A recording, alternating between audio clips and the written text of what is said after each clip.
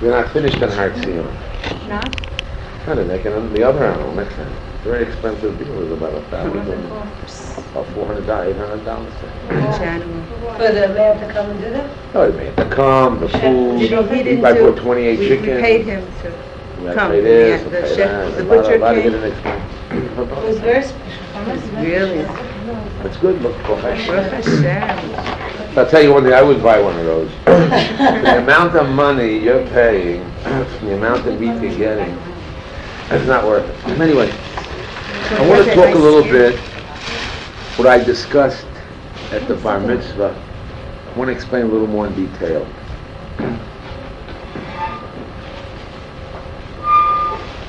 The Almighty created the universe, the world, and the beginning of the Torah tells us the secret. Bereshis, in the beginning. And what does Rashi say, Bereshis? Let me read you. Everybody knows it. But you have to read it again. Rashi gives the drush.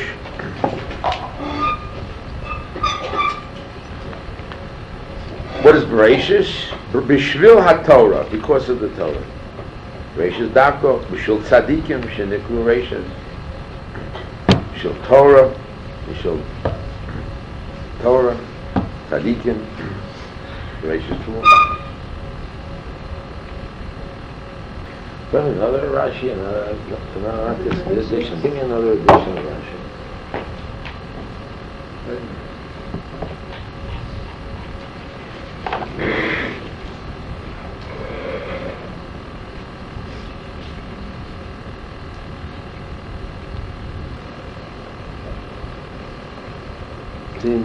See, a different gear for him. Very interesting. I knew it was something. It says Rashis is either for the Torah, Rashis, our Gerus is Yisrael, the Jewish people. And he later on here Tzadikim. They changed it to Tzadikim. The text here is Yisrael.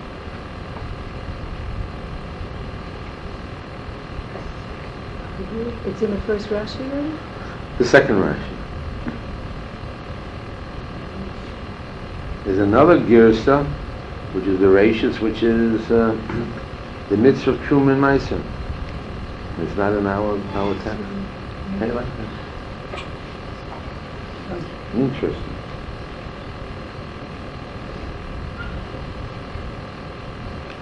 I wouldn't believe it if I didn't see it. What did one say and what did the second one say? One says that the beginning is for, everybody holds the beginning is for the Torah. The second in Torah, the beginning is for who? For the Jewish people as a nation. For the tzaddikim, which is individuals. And other people also, there's another text that goes not only for those two, but a third one, which is giving the beginning of your wheat, which is the Trumas and Meiser. What?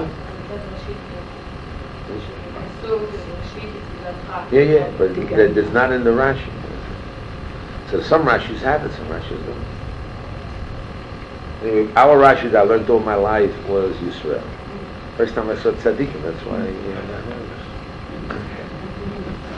know. Now, this text that's here, I have to know when Eshkol got, he bought this from people of Europe. And he printed the same thing over and over again, with the mistakes, whatever it is. I have to assume that it was Hasidic influence. I understand also tzaddikim, so not that. I want to do the right research. You have a Yirmiyahu here? Give me what Rashi. Give me what Rashi. Give me what Rashi.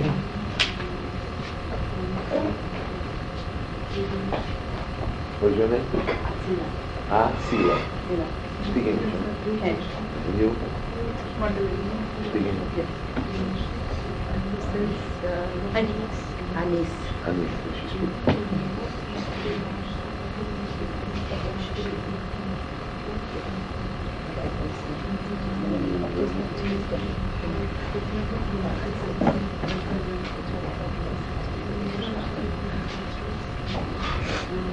You got to hear me out?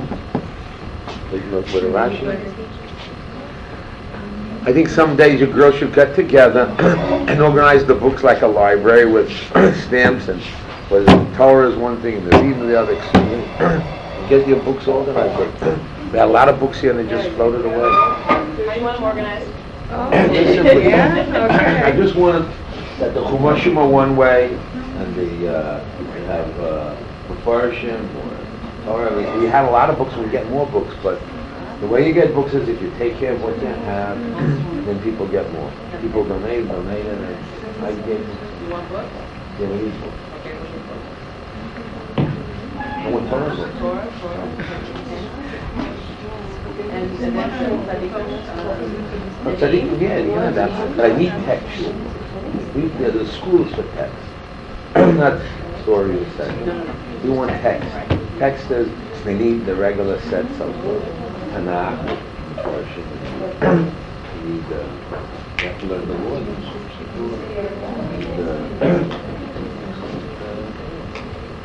And the other things are good. They're added to it. You need a dictionary. I need a good English dictionary. That's don't let because it's a problem sometimes. Just the words themselves can be exact, and people think they're far from the Hebrew dictionary. Well, now we're just trying to get together and now there's giving us I gotta tell you a story. I don't know who you are, but I'll tell you a story. Good, I'll listen. Yes. One time a man went to see the Baal Shem Tov, and he wanted to know what he believed, and he wants to believe in the Torah. And he heard this place called Eli Yohanan, Elijah the prophet. So he wants to see Elijah the prophet. I'll tell you what they do. He says, go to this small town, you go to this person's house, and you'll see Elijah the prophet. Good, wonderful. Baal Shem Tov says so. What else can do to Baal Shem Tov? You got to do what it says. So he goes to this town and he hears that this family is, oh, what a family. They're very poor people. They're Elijah the prophet. They're very poor and humble, hard people. So he goes to the house and sees the people. And he sees so many children, no food. So he goes out and he buys their food. How can a Jewish person see children without food? You know, that's impossible. So he goes and buys the food and he brings it to them and they're all happy and they're dancing and singing and praising. Waits and waits, 1 day, 2 days, 3 days. We need more food, more food. So what's happening? He goes back to the Rabbi and he says, what happened? He said, I should want to come to see Elijah the prophet. He says, fool, you're Elijah the prophet.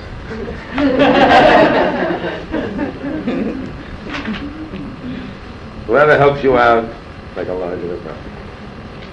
But that's a true joke. It's a true, a lot of words to it.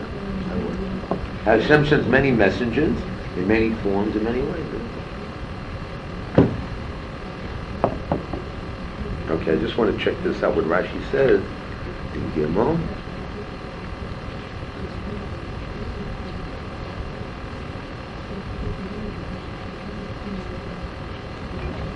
Here, Rashi learns it means, simple meaning is Reshit, Tavua means the Truma, and not Am Yisrael.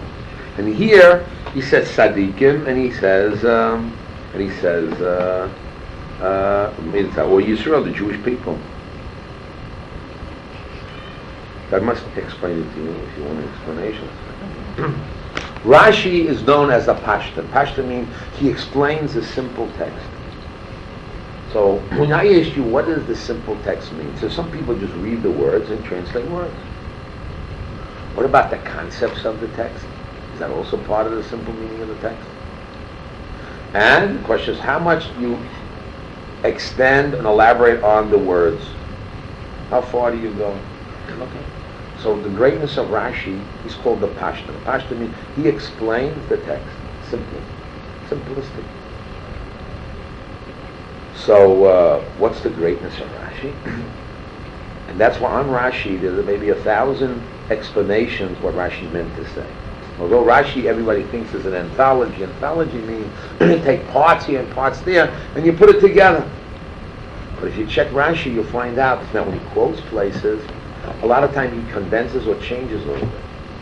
So then the interpreters will say, why did Rashi change a little bit of the text? Because in order to fit into the Pasha simplicity of the text, you have to fit it this way. So then Rashi becomes not just be a translator or a person who just gathers information from a computer and puts it together. He's really an interpreter. Now what is he interpreting? What is he trying? He's trying to make the people who read the text that it gives you insights into the Torah. And Rashi has a thing. If these are the words of God, they have to be deeper than philosophy, psychology. It has to be a message. So you can't say the simple meaning is the words. But you can't say esoterically it's all these other things. That's not called pshat. Pshat means the text. So therefore Rashi selected and explained and interpreted the things that give people insights into the depth of the Torah and explains the text, but in a way that it's pleasant and pleasing to the mind. One of the things the mind must do is two qualities. The mind has to be satisfied, and it's called completion. The mind has to come to a conclusion, to an end. It can't be hanging. So when you talk about pshat, two things have to happen. You have to have satisfaction from the word and conceptual what's happening, but also has to be satisfying that when you take and finish the text, you have something in your hand that's complete. That's what Rashi did, those two qualities of the mind. So therefore, what happened was, so when Rashi explains it, naturally, he says the text must be to teach us something. That what? That, the word rachis here must mean something else. It's like a buzzword, a code word, which means that the world was, beginning of the world was created. What was the goal of the world? The Jewish nation and the Torah. It's hard to hear the tzaddikim because it's also true tzaddikim, but that's not the purpose of the world. The purpose of the world is the Jewish nation as a whole. There's another pshat here in the Rashi. That's where I stopped already, and I had a whole thing to talk about. We'll check the text now. And other people learn means giving true, means the mitzvah of giving some of your things to the Kohen or the Levite. In other words, if God gives you things, and you want to thank God for what you have to recognize it comes from God, and therefore you take a portion of it, a tenth, a tithe, different qualifications, different things, like we did today, like I did today. Were you there today? Mm-hmm. What did we do? We had an animal, and we're supposed to give a certain part to the Kohen. And why don't we do it today? Mm-hmm. Very simple. Because this is also we ask two questions. Who's a Kohen? Bring your identification. And if you prove, since this belongs to the unit called Kohanim, I don't have to give it to you, I can give it to him. So therefore you can never demand it from me. Since you can't demand it from me, I can hold it. And if I can hold it, it has monetary value, I can use it. Because it sounds a little strange, but I'll tell you, let's go a little deeper. How do I know that this jacket is yours, whatever it is? Could I have the bill of sale? You have the bill of sale on that clothes? That's my clothes. I have two witnesses. That's right. I have two witnesses, bill of sale. You have none? His name is mine, two witnesses. So we have a rule, possession is 9/10 of it. You got me? And a Jewish rule? Possession is 9/10 of the law. Is that a Jewish rule? That's a Jewish rule. Now, what does that mean? It just means that until proven otherwise, it's yours. Anybody takes it away from you is called stealing. Stealing doesn't have to mean that I know it's not yours, and therefore I'm taking away from it. No. You know, therefore so what? As long as I'm possessing it and holding it, so I have it. You have no right to change the status quo. When you change the status quo, it's a form of stealing. So therefore, and you don't have to have proof. To take it out of my possession must bring proof. Okay? Now, so since I'm in possession of the animal, and the Kohen has no way of getting it out of my possession, two reasons why.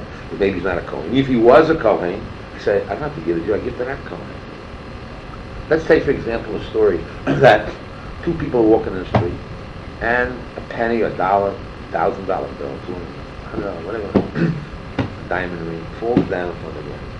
And you pick it up, you find it. Now, who do you give it back to? You have a problem. Unless they'll both agree that it's one of them, but if they both say it's mine, you give it to neither. Why? Why do you give it to me? Because You have no way of getting it back.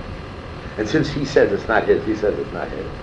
So, therefore, if you take the key. Because if you don't know who the owner is, and you're in possession of it, possession is 9/10 of, which means it's a social accepted way of saying leave status quo.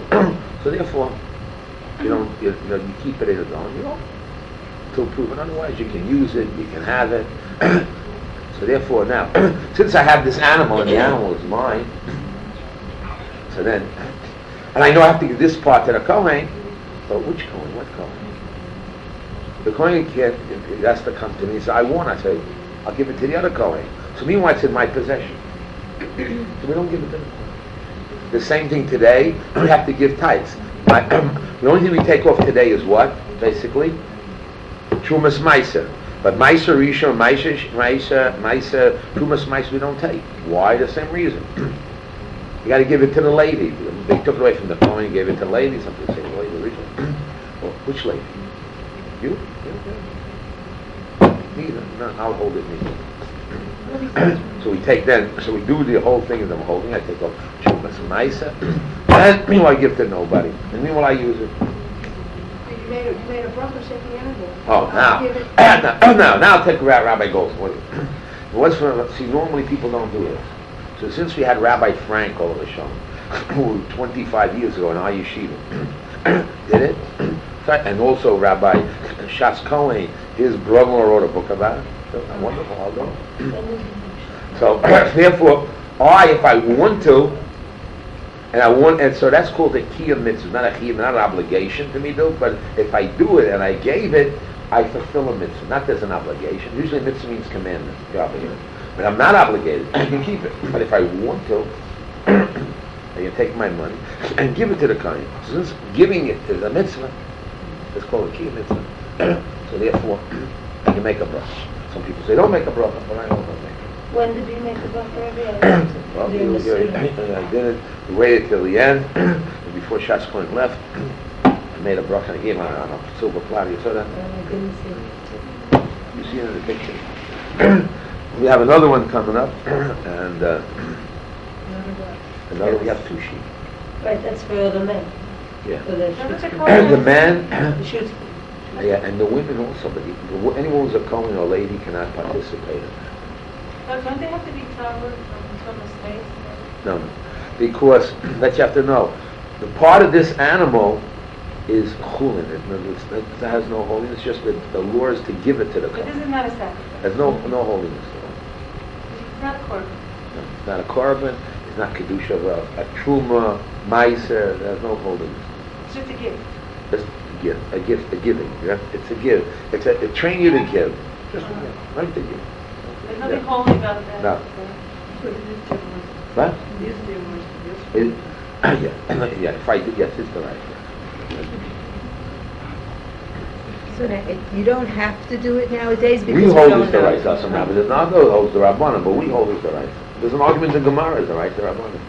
We hold this the right. We is the Ashkenazi law.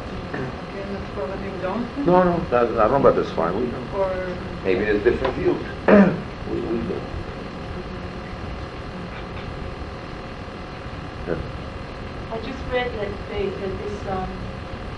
this doctor did a blood test. He did a test of the Kohanim. You really heard of that? I heard, but I don't know how good it is. I'll tell you why. First of all, did he also do a test of Levium? Smarting and... Did he do Levium? He had to do Levium? What did he find? What did he find? I'll tell you why. No, because Kohanim was Levium. No. We're almost between Ashkenazi and Sephardim from all these places, because Indian, I don't know. What about Levium? Were they also equal to Kohanim and not just Kohanim? Even just Kohanim have a problem. Because, I'll tell you why. That's so simple. That's not for Smarting. If you want to learn, you'll learn a little bit. I don't want you off the top of it. Moshe Rabbeinu, he in the time when they're building the Mishkan, so he brought the sacrifice called the Miluim, the added animals for the sacrifice. The text says he's a Kohen. He's called a Kohen God. You're Kohen Gadol, and he's a Levi. What happened over there? Kohen Gadol. Second of all, if you're a Kohen, you have to wear the. If you're a Kohen Gadol, you have to wear the eight begotten, the 8 garments. And he didn't wear it. He only wore the big lay love, and he didn't wear the 8 garments. So what happened? How did it go? Now you have another rule. A Kohen that is a cholol. A cholol is that a cholol is somebody that profaned the kahuna. Profaned the kahuna. And therefore, at that point, when they profane the kahuna, so already they're not considered a kohen. A kohen is not allowed to metamek, cannot go into the Beis HaKroros to the cemetery. Kohen has to, cannot marry a zona. A kohen can't this, that, all this things kohen can't do. And a kohen that profanes the kahuna, he can do all those type of things. Can see it. He's already out. They'll do it with the Rabbonim and the Rice they can.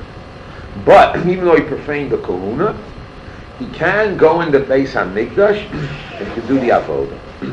He has a problem. He profaned the family of kahuna in the sense, and therefore he's going to be punished because he can't do the avodah for a different reason. Why? Because he can't wear the clothing.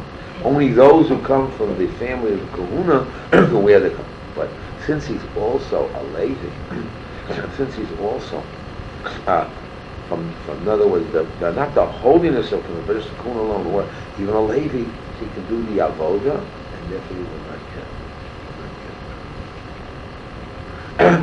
And there's also a problem of all kinds of problems. So they break it down and say that maybe there's an argument the rabbis in the Gemara is a Kohen a Levi plus, or just a Kohen alone. So, and then what is a Kohen? Kohen is the holiness part of the Kohen, or just the family Kohen from the tribe. Now, tribe. Now back to your question. Which question? I just thought this was your right, but I... Yeah, okay. Yeah.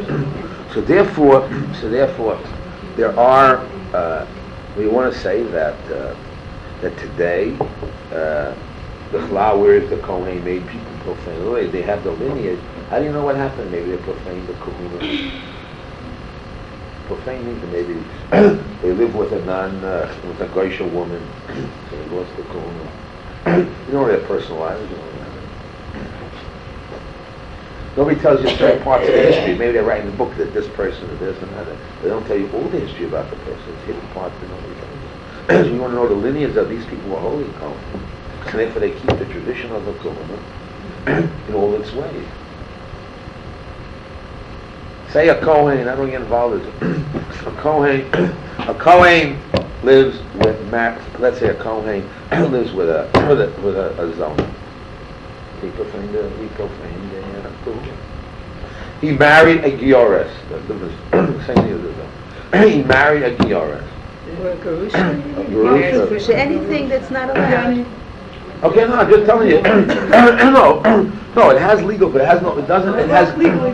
That's right, legal. I'm not, there's no emotionalism here. There's no emotional. There's no emotion. And therefore, he lost his holiness as a Kohen. And basically, he cannot duchen. He cannot go in front of the community and bless the community. If you wanted to give the karbonos to give to it, you cannot take it. If they look from the goyim, if there's something in the house that if there's in the walls the goyim, the what? Saras? So tzaras, yeah, the goyim. In the walls of the house there was all these leprosy in the house, and the Kohen has to see it. They cannot show it to him. He's finished. So the holiness of the Kohen is he cannot lead a big day Kohen. But he's still a Kohen. And his children? Children now. So let's go back to the blood. And so if it was profaned, then would it change the blood? Or will the blood of the DNA, so to speak, have stayed the same? Or will Oh, that's what we're talking about. Yeah. So who knows? Oh, no. I said you have to test also the, let me want something. You have to test also the Levites, which are also part of Kohen. Because a Kohen can be a Kohen plus. B is that it's hard to hear that there was a physical strain. For the reason being, is like I said, originally the kahuna was the Behol, the eldest. And they moved it from the eldest to the firstborn. The eldest was the firstborn, then to Levi, the first for the firstborn. And they moved it then to the tribe of Levi. So you see the Kohen moved.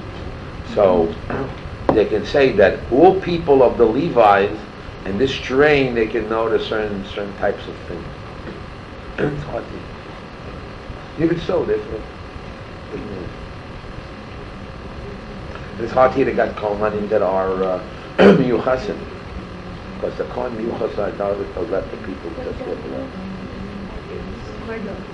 I don't think they give them to test the blood. The Kohen Miyuchas mean the special Kohen like Shatz Kohen and the people from the Shach and all, who are the real Kohanim. I doubt those really religious people. I doubt for an experimentation they would let people test their blood. Guarantee you. They wouldn't let them test the blood. They wouldn't allow them to. Imagine go to Shatz Kohen and say, "Listen, we got to test your blood in order to make this experiment." No, but they probably want to do a blood test for something else. They hardly go to blood test. They don't go to that. They don't. They're just not. They're going to my Rashi. My Rashi's are going to Yuchas. No way. I don't see it. I don't know if the test is so accurate. It's just interesting. What? Can you go back? What? That is really a Kohen. Knows They do that? I tell you, when I I tell you this story. A little baby in Shaarei Tzedek Hospital. My wife gave birth to a little baby, and then they lost the band on the hand, and we got so nervous. Where's the kids? We did blood tests. What did we do? And then we said at the end, whatever it is, this is our son, and that's it. They all look the same. What? They all look I don't know. We don't know. We still. I mean, if you ask me down deep, is it really my son or not? So I would say yes, but he looks like, he feels like, but down deep, you know, we accept it, we love it. What? What? Still have a fashad?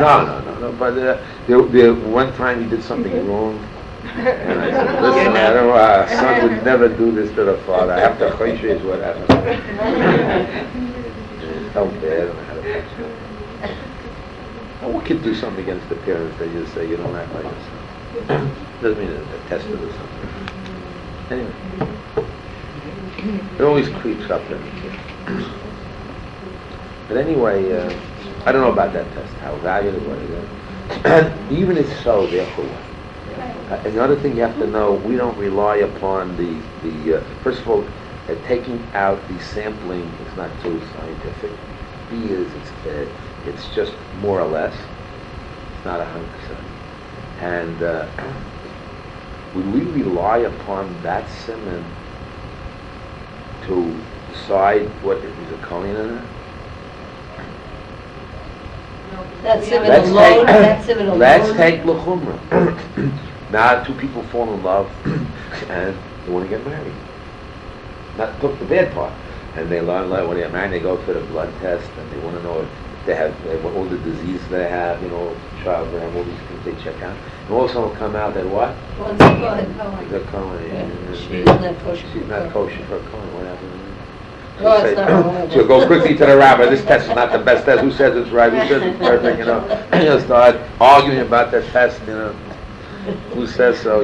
Smoking is cancer. How many should you prove it? Anyway, let's get to what we want. Let's start again. We're starting from the beginning now. So, in as far as the creation of the world, we find the Rashi that says that really is Chazal, that when the Almighty created the world, one of the purposes of the creation of the world is Jewish people and the if this is true, then we have an interesting setup. Bereshis, the beginning, the first book, talks about Abraham, Isaac, and Jacob and the formation of the family unit, Yaakov and his sons, the 12 sons, which is between man and God and man and man. Now, and then Shmos will be talking about the formation of the nation, Israel, and the giving of the Torah. So therefore it should come out that Bereshis and Shemos are really connected. Comes on the Emek Dor says, yes, if I want to name the books, I call this the first book, Bereshis, and this is Sheni, second. And therefore the Emek Dor is called Shemos Sefer Hashem.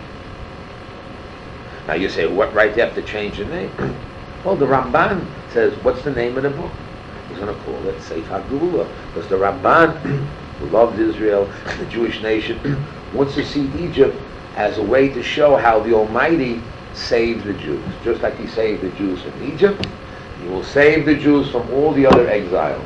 So for him, for the Ramban, the focus of Bereshis and Mishmos is basically seeing how the Almighty saves the Jews, what he does, and we'll learn all those things because they say that when Hashem said to Moshe Rabbeinu, take the Jews out of Egypt, Moshe Rabbeinu said, who am I and what merit? So some people translate, the Beis Halevi translate, says it very well.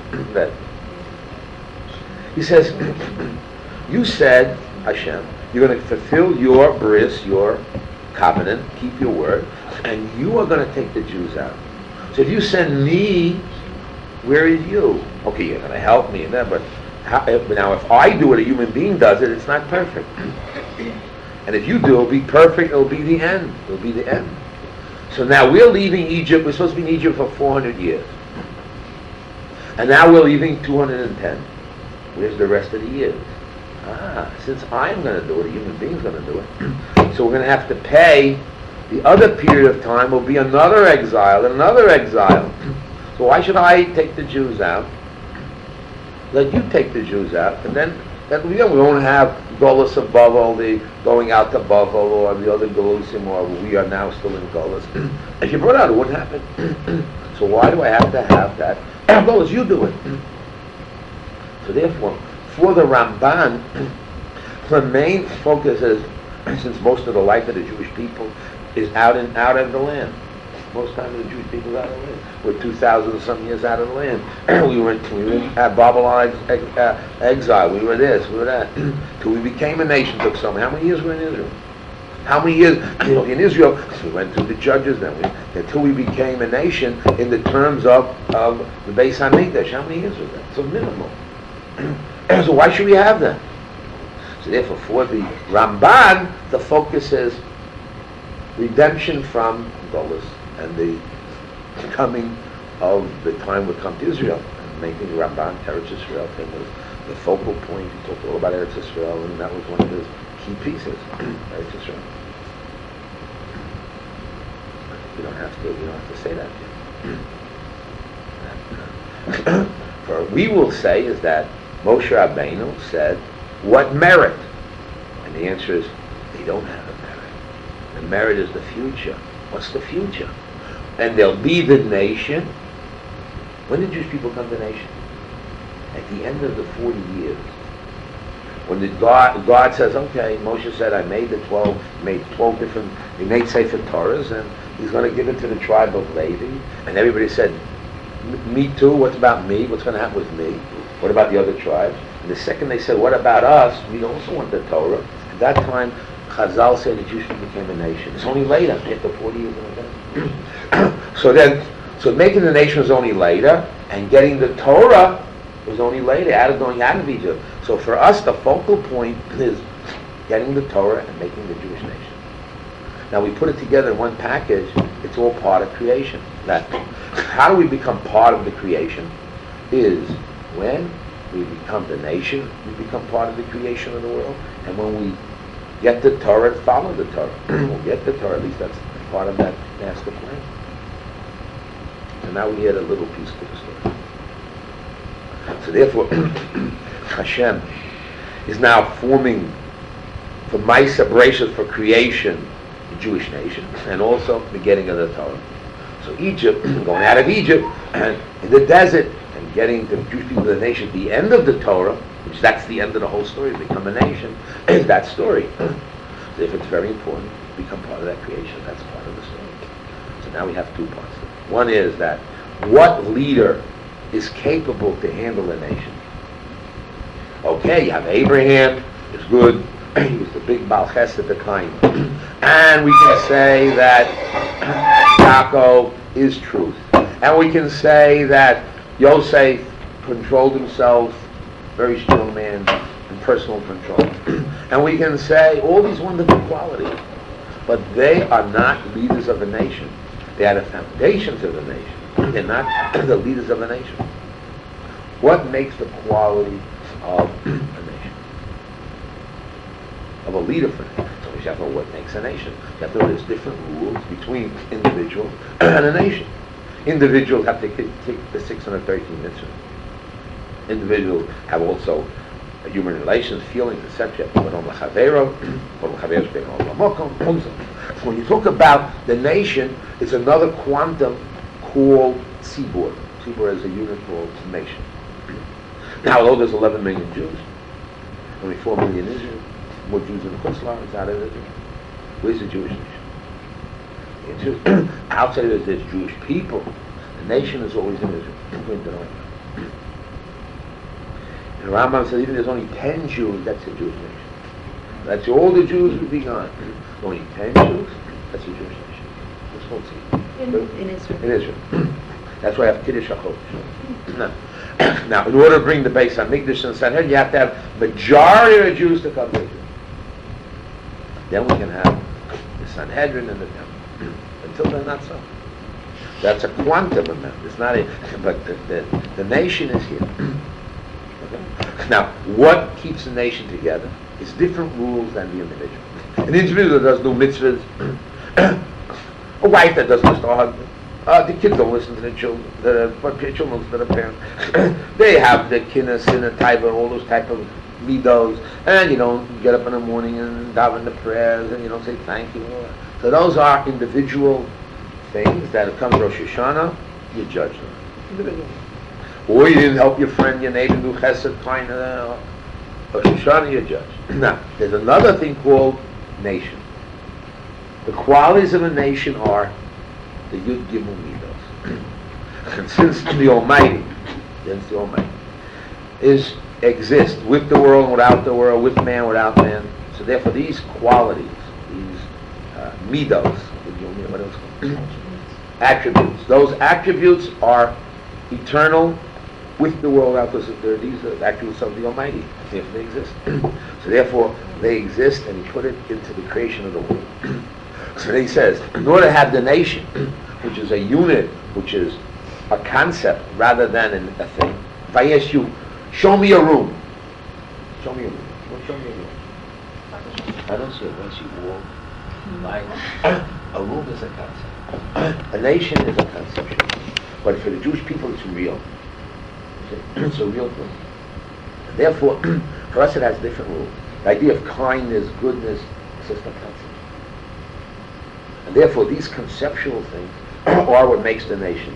That if then, that's what we say, the Jewish people, why are we in exile? Because we have sinah. Sinah means what? Enmity to one another. Why are we in exile, it says? Because we have sinah. Sinah means that we have enmity one to another. Okay, we don't get along together.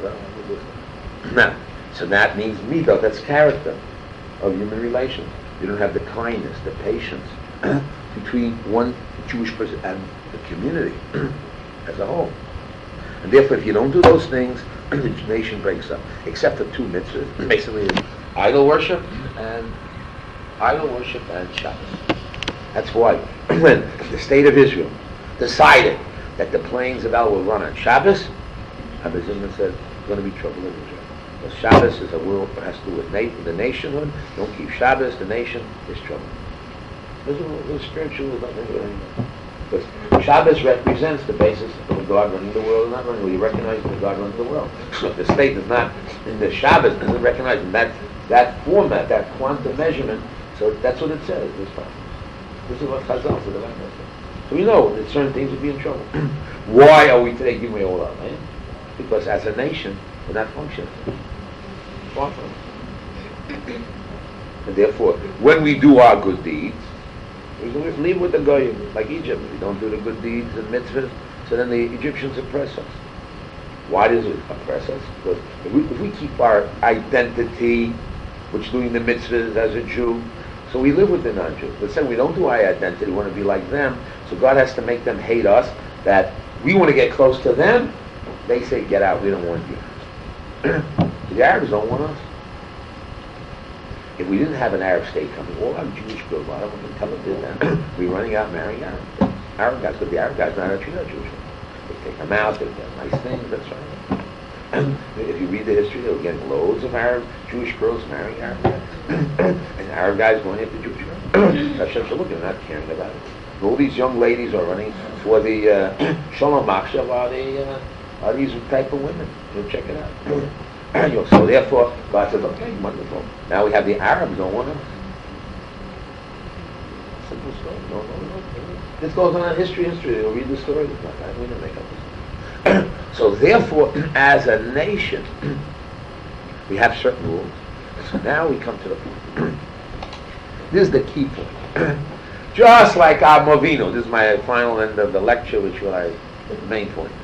That just like Avinu, when he passed his 10 tests, it says in Pirkei Avos that it's like the 10 statements the Almighty made in creation of the world. So when you pass those 10 tests, you become part of creation.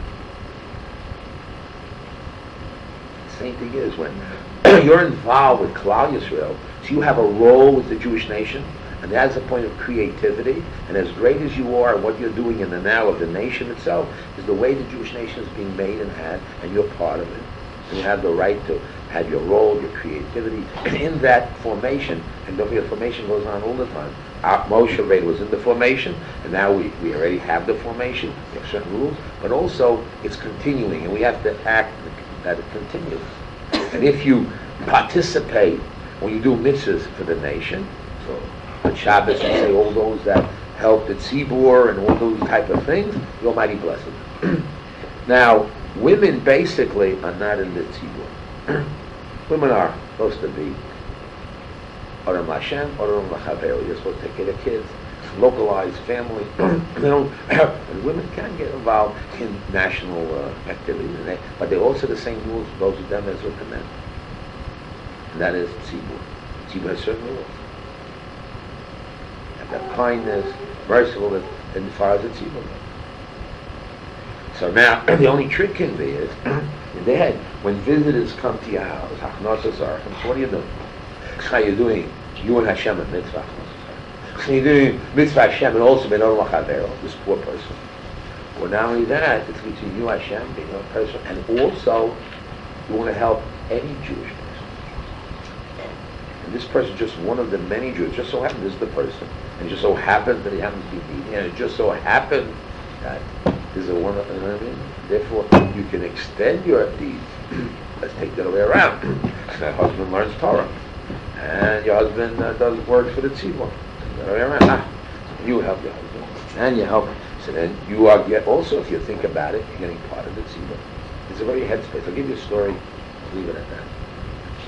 There's this fellow who used to have a night job. He was a night watchman. Poor guy. A night watchman. Night watchman. Gets paid no money. Nobody wants the job. Why? Because he stays up awake at night. He sleeps all day. What kind of life is that for home? He doesn't go to the minyan in the morning. Can't run to all the brisses and all these activities. They can't be active. And the wife's house and the whole house is just turned upside down. So he went to the Chofetz Chaim. The true story. And he asked the Chofetz Chaim, what can he do? What kind of life does he have? He doesn't go to minyan and doesn't daven. What does he do? What is his life? What kind of life? How can he do mitzvahs? So the Chofetz Chaim says, you're a fool. Let's say, for example, in the city, what do people do when you're night watchman? People can sleep at night. Who sleeps at night? Everybody sleeps at night, because when you're a watchman at night, in case there's a fire, then you wake everybody up. You have to watch the different things, and so people can rest at night. Then they can come in the daytime. Look at all the chesed, the kindness you're doing to the city and the people. So now if you look at your act, that you're doing kindness, don't forget, every people that pay you money is called an economic want. An economic want is something you value and you have worth. A wife also has an economic want. No, a wife has value. Although it's only a ring, etc., but it has an economic want, it has value, and in order you have a function. So a function means you're doing something for others, it has value. So if you don't look at if you see the value you're giving to others, your husband, your wife, your children, whatever it may be, and you say, look at the chesed I'm doing, the kindness I'm doing, and the good that I'm doing. You see? But if you then you say, well, if I do it for myself because this is not a long story, I'm going to go on with that. So therefore, it becomes selfish. So this fellow who was the night watchman, Chafetz Chaim told, look at how you help the tzibur, how you get paid. So that's like called schar batala, as if you are not schar batala means if you're not a working man, then you get paid as a watchman. But you're not working for the money. You're working, and you're not working. You're trying to do chesed kindness. You get paid for a side thing. So so it's a headspace. So whatever you do, look again the spiritual aspects of your teaching. And gain your good points and good points, like good stamps, and the goodness you do for the club. And do it for the club.